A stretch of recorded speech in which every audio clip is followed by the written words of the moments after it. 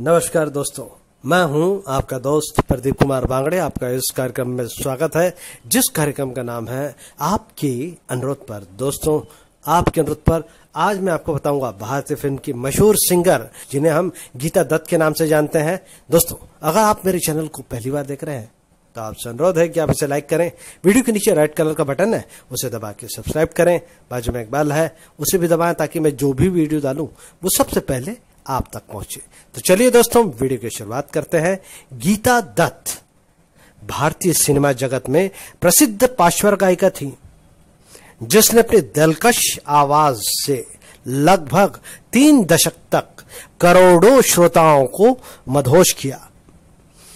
कालजयी फिल्म प्यासा के अंत में इस फिल्म के गीतों को स्वर देने वाली पार्श्व गायिका गीता दत्त के पति प्रसिद्ध अभिनेता, निर्माता, निर्देशक गुरुदत्त थे।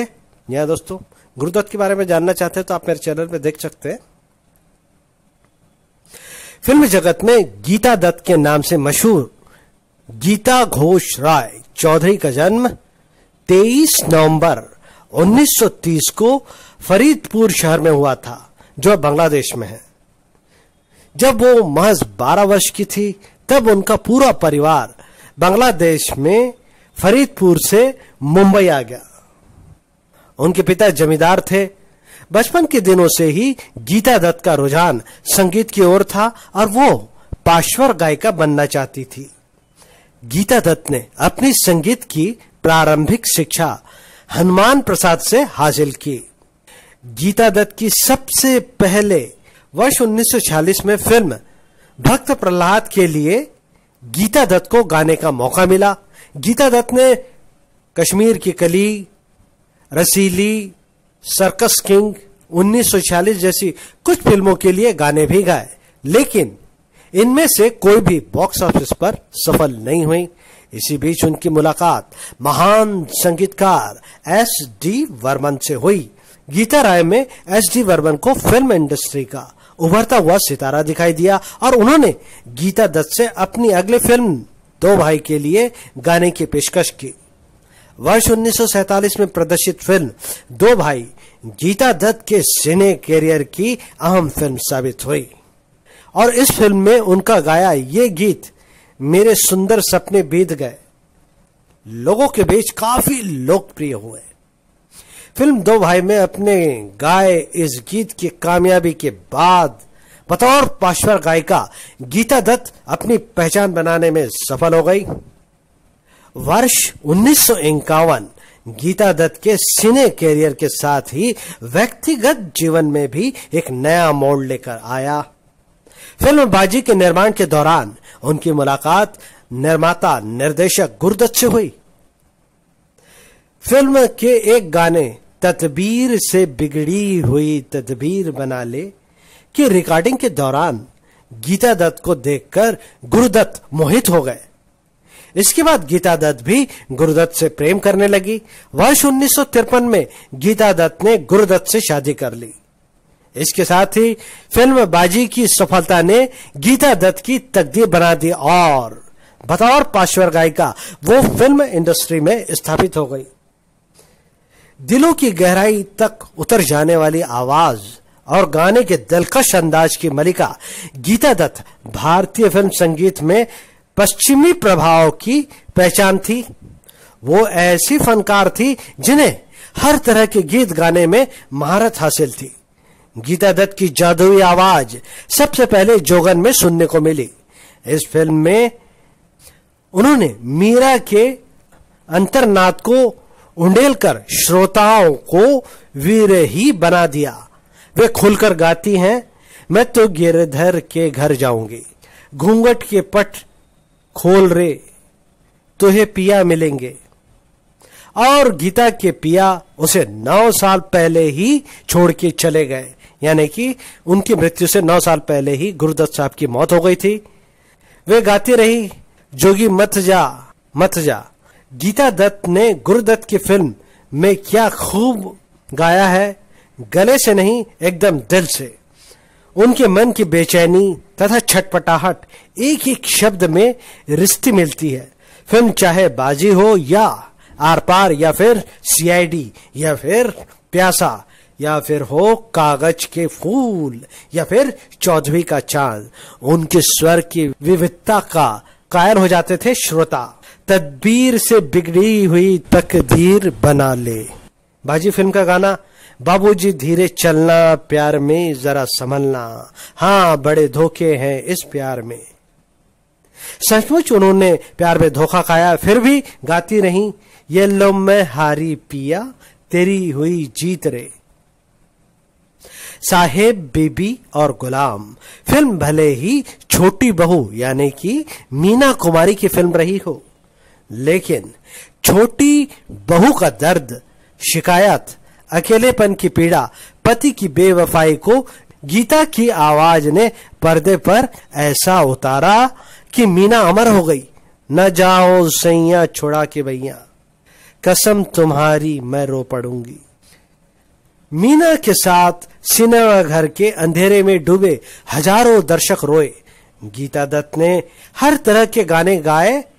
फिल्म बाजी के गीत जरा सामने आ, जरा आंख मिला ने श्रोताओं को उन्माद स्वर मिला। भाई भाई का गीत, ए दिल तुझे बता दे तू किस पे आ गया है, सुनकर मन प्रेम की सफलता से भर जाता है। प्यासा की गुलाबों का जीवन संगीत सुनकर मन अतृप्त प्यास में खो जाता है। गाने के बोल, आजा सजन मुझे अंग लगा ले, जन्म सफल हो जाए। लेकिन गीता ने जिंदगी भर जिंदगी का जहर पिया। कैसे कोई जिए, जहर है जिंदगी। वो शराब का जहर रोजाना गले से नीचे उतारती रही और एक दिन सबको अकेला छोड़कर इस दुनिया को अलविदा कह दिया। वर्ष 1957 में गीता दत्त और गुरुदत्त की वैवाहिक जिंदगी में दरार आ गई। गुरुदत्त ने गीता दत्त के काम में दखल देना शुरू कर दिया। वो चाहते थे गीता दत्त केवल उनकी बनाई फिल्मों के लिए गाने गाए। काम के प्रति समर्पित गीता दत्त तो पहले बात के लिए राजी नहीं हुई, लेकिन बाद में गीता दत्त ने किस्मत से समझौता करना ही बेहतर समझा। धीरे धीरे अन्य निर्माता निर्देशक ने गीता दत्त से किनारा करना शुरू कर दिया।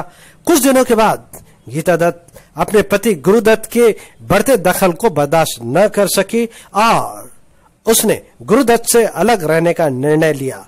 इस बात की एक मुख्य वजह यह भी रही कि उस समय गुरुदत्त का नाम अभिनेत्री वहीदा रहमान के साथ भी जोड़ा जा रहा था, जिसे गीता दत्त सहन नहीं कर सकी।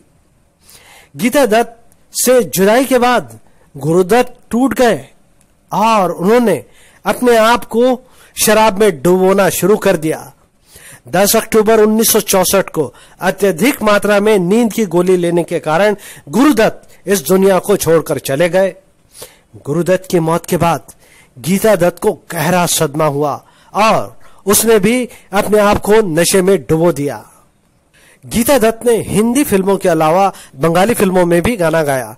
इसमें उन्होंने तुमी जो अमार फिल्म हरोन सुर 1957 में आई थी, निशा रात बाकी चांद फिल्म पृथ्वी आमार छाया 1957 इसके लिए गाना गाया। दूरे तुम्ही आज फिल्म इंद्राणी जो कि 1958 में आई थी, इसके लिए गाया। ई सुंदरी स्वर्ण लिपि संध्या फिल्म हॉस्पिटल जो कि 1960 में आई थी। आमी सुनची तुम्हारी गान स्वरलिपि 1961 जैसे गीत श्रोताओं के बीच आज भी बेहद लोकप्रिय है।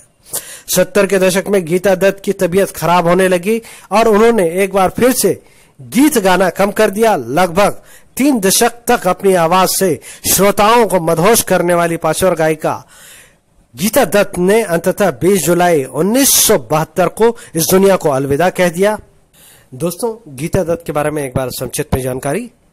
एक भारतीय पार्श्व गायिका और एक प्रसिद्ध हिंदी बंगाली शास्त्रीय कलाकार थी, जिन्हें भारत के स्काई लार्क के रूप में माना जाता है। उनका जन्म भारत के विभाजन से पहले फरीदपुर में हुआ था। उन्हें हिंदी सिनेमा में पार्श्व गायिका के रूप में विशेष प्रसिद्धि मिली। गीता दत्त का वास्तविक नाम गीता घोष राय चौधरी 23 नवंबर 1930 को ईदलपुरी मदारीपुर जिला बांग्लादेश में हुआ था। इनकी मृत्यु हुई 20 जुलाई 1972 को मुंबई महाराष्ट्र में हुई। इन्होंने 1947 से लेकर 1972 तक लगातार फिल्मों में गाना गाया। इनके पति का नाम गुरुदत्त। गीता दत्त ने लगभग 1417 गानों में आवाज दी। इसमें उन्होंने बंगाली, गुजराती, मराठी, मैथिली, भोजपुरी, पंजाबी समेत कई भाषाओं में गाना गाया। उन्होंने नेपाली सदाबहार फिल्म मैती घर में भी गाना गाया। एच.डी. बर्मन के निर्देशन में गाए कुछ गानों के मैं बोल आपको बता देता हूं। 2 भाई 1947, इसमें गाने के बोल हैं, मेरे सुंदर सपना बीत गया। 1950 प्यासा वो सपने वाली रात। 1951 बाजी तदबीर से बिगड़ी हुई तकदीर बना ले। 1955 देवदास मन्ना डे के साथ उन्होंने गाना गाया आन मिलो। 1957 में प्यासा आज सजन मोहे अंग लगा लो। 1957 में ही प्यासा। इसके अलावा उन्होंने 1959 में सुजाता के लिए हवा धीरे आना, कागज के फूल 1959, वक्त ने किया क्या हंसी सितम। उन्होंने एक से बढ़कर एक गाने गाए दोस्तों। गीता दत्त की विशेषता वाले डाक टिकट 2013 और 2016 में इंडिया पोस्ट द्वारा जारी किया गया। गीता दत्त को पहला ब्रेक 1946 में पौराणिक फिल्म भक्त प्रहलाद में गाने का मौका मिला, जिसके संगीत निर्देशक प्रसाद थे। उन्हें 2 गाने के लिए 2 लाइन दी गई थी। उस समय वो मात्र 16 वर्ष की थी। इन्होंने सुधीन दासगुप्ता और अनिल चटर्जी जैसे उल्लेखनीय संगीत निर्देशकों की धुनों में गाने गाए और कई गैर फिल्मी डिस्क भी रिकॉर्ड किए। 1957 में गुरुदत्त ने गीता दत्त को गायन स्टार के रूप में लेकर फिल्म गौरी लॉन्च की। ये भारत की पहली सिनेमा स्कोप फिल्म थी, लेकिन शूटिंग कुछ ही दिनों के बाद बंद हो गई। गीता दत्त के 3 बच्चे तरुण दत्त, नीता दत्त और अरुण दत्त। तो उम्मीद करता हूं दोस्तों मैंने आपको जो